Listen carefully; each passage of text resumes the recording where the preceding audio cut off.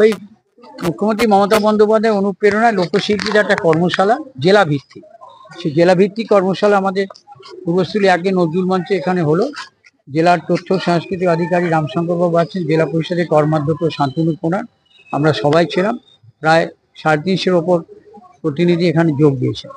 আর বর্ধমান জেলাতে আপনারা জানেন প্রায় 12,000 লোকশিল্পীরা তারা ভাতা পান। আর 24 বছর আর্থিক বৎসরে 1,000 টাকা ভাতা ছাড়াও এই শিল্পীদের উপকার করার জন্য সরকারি যে প্রচার প্রসার শিল্প, তাতে অংশগ্রহণ করে প্রায় 80 লক্ষ টাকা পেয়েছে। আজকে পূর্বস্থলী পূর্ব বর্ধমান জেলার পূর্বস্থলী 1 নম্বর ব্লকের নজর ভবনে 500 জন লোকশিল্পী নিয়ে আমরা আজকে লোকশিল্পীদের জেলা লোকশিল্পী নিয়ে একটা সম্মেলন আয়োজন করেছি।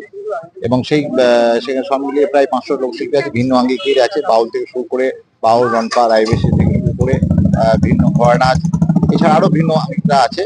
এবং সবাই মিলে আজকে এই যে লোকশিল্পীদের সম্মেলন, এর মাধ্যমে আমাদের লোকশিল্পীদের যে বিভিন্ন সমস্যাগুলো আছে সেই সমস্যাও তাদের কাছে জানছি, এবং তাদের আমাদের দপ্তররা কাজ করতে যাতে এটাকে আরো ভালো করা যায়, এবং যাতে আমাদের ভিন্ন দপ্তরে যে ভিন্ন উন্নয়নমূলক প্রকল্প আছে, কন্যাশ্রী থেকে শুরু কন্যাশ্রী, যুবশ্রী, শিক্ষাশ্রী থেকে শুরু করে বাংলা বাস বেতন, সমস্ত যে প্রকল্পগুলো সেগুলো মানুষের কাছে কিভাবে আলোচনা করে প্রকাশ করা যাবে, কিভাবে আরো ভালো করা যায়, সেটা লোকশিল্পীদের মাধ্যমে আলোচনার মাধ্যমে বা তাদেরকে বিভিন্ন দপ্তরের তথ্য দেওয়া হবে।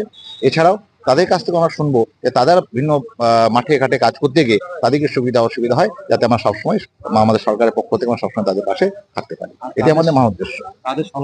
এবং এছাড়াও আজকে আমরা আমাদের জেলায় যারা অনেক লোকনৃত্য খুব ভালো করে, তার মধ্যে বিশেষ করে রায়বেশে, তার আমাদের জেলার রায়বেশে যারা বাবলু হাজার সম্প্রদায়কে যাকে আজকে সংবর্ধনা জানানো হলো, এবং তাদের সেই রায়বেশে আমাদের জেলা ছাড়াও আমাদের পশ্চিমবঙ্গের ভিন্ন জেলায় এবং ভারতবর্ষের বিভিন্ন প্রান্তে তারা সুন্দর অনুষ্ঠান করে চলেছে। এবং সেই জন্য আমাদের লোকাঙ্গিক বা রায়বেশ উৎসাহিত করার জন্য একটা আমরা মঞ্চ থেকে তাদের সংবর্ধনা আয়োজন করেছি।